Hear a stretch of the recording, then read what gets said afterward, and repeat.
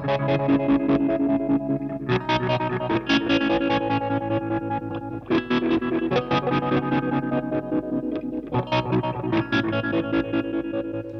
guys, build report for a Grindcustoms pedal which, funny enough, I've had on my shelf for so long I can't remember what it's actually called.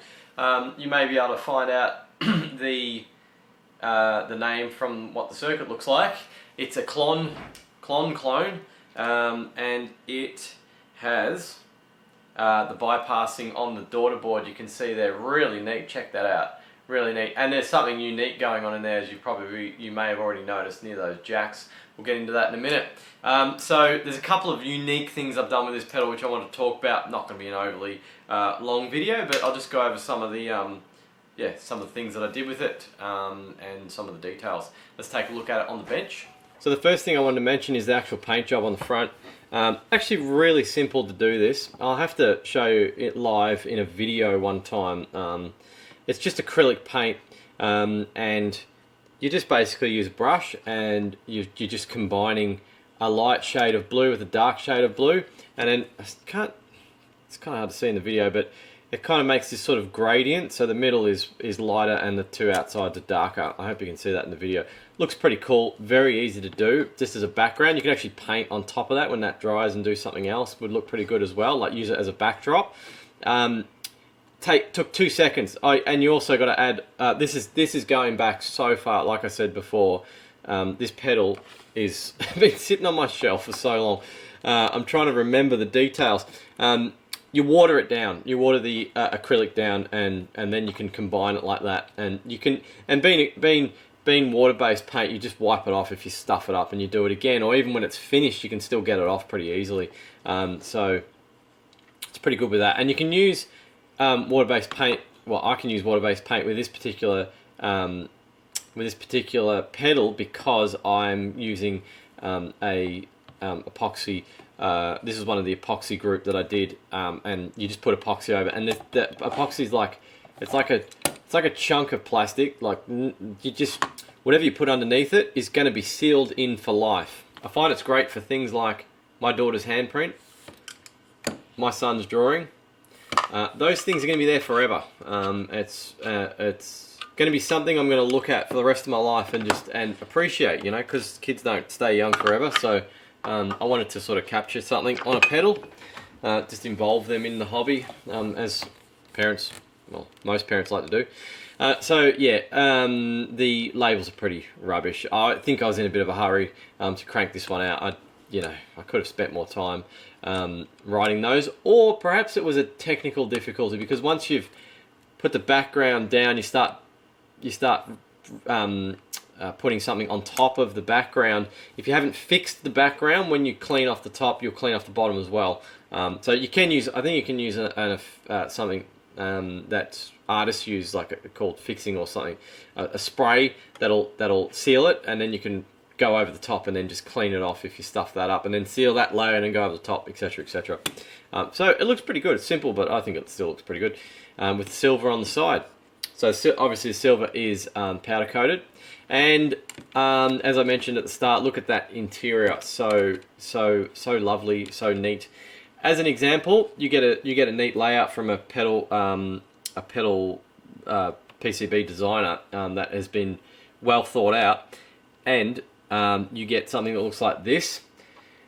Probably shouldn't say well thought out, because the other example is Mad Bean, and we all know how experienced he is in this game. I think probably the biggest problem I have with this pedal was my own doing, because I used an etched board, so they're not double-sided, they take up more room, and I just didn't really do this very well. I didn't plan it very well.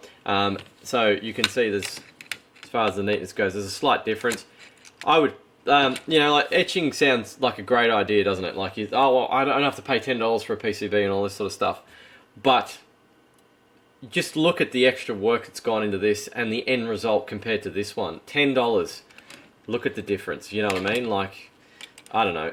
This stage of my life, I don't think I've got time for this sort of stuff anymore. Where you're mucking around, like, and it didn't work Took me a while to fault diagnose. The offboard wiring wasn't standard because it was buffered, and it was just did my head in. This just turned out so much better. So it's just something to consider when you do this sort of thing. You know, when you're deciding which Klon, you know, because I suppose these days we probably have the luxury of choice. There's you know, 1,000 tone bender PCBs out there, 1,000 fuzz face PCBs. You can pick which vendor you want, which layout you're happy with.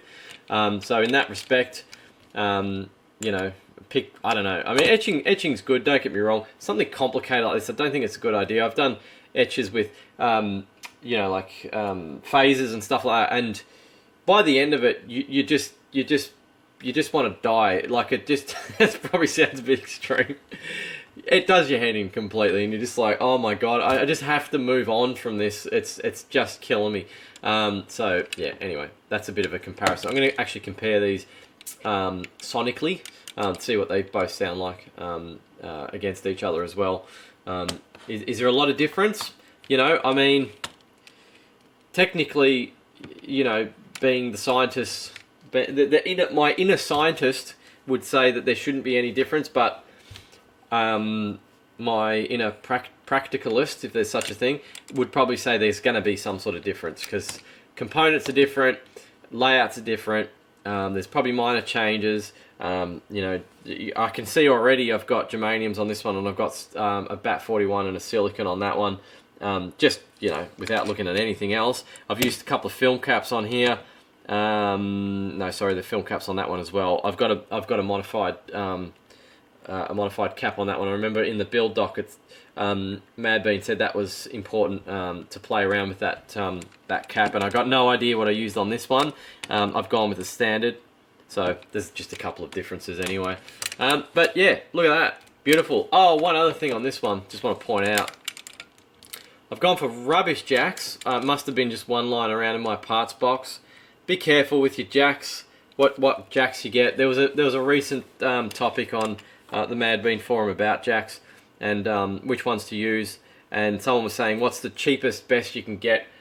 You know, it's kind of cheap and best. You know, it's that old sort of that old conundrum. Yeah, it's hard to get cheap and good, particularly with jacks and you know, it has sort of like mechanical reliability. This looks to me like something I probably got from Jaycar, and I've had massive issues with them in the past where if you tighten up that nut on the front, something inside here makes contact, and then your ground ends up touching your tip, and if your ground's touching your tip, your input or output signal, sorry, what are we looking at? I'm always confused with that. Your input signal is going to ground, and then you're not going to get anything on the output. So the jack is so important. I would recommend for, look, you know, I obviously have a commercial interest in saying this because this is what I sell. But you can get them in different people have them. I know I'm not the only source. This is the only one I use these days.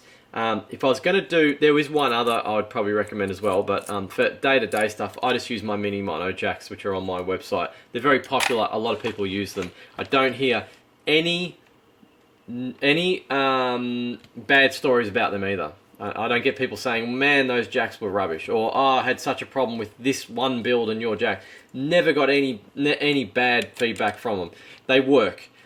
Stuff that you get from other retailers, I hear, oh yeah, they're okay, and then I hear someone else say, no, they're rubbish. You know, the consistency's not there as far as feedback goes.